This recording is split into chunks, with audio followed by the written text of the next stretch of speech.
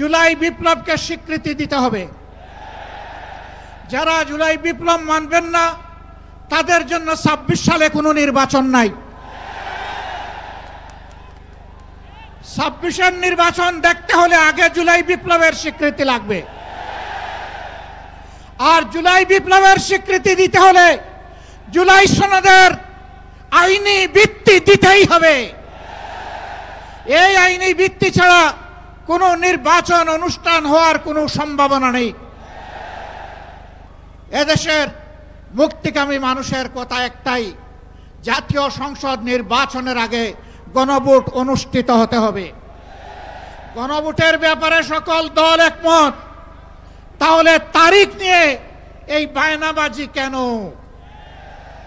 একমত হয়ে যখন স্বাক্ষর করেছি সবাই, তখন গণভোট আগে হওয়াই হচ্ছে যুক্তিযুক্ত।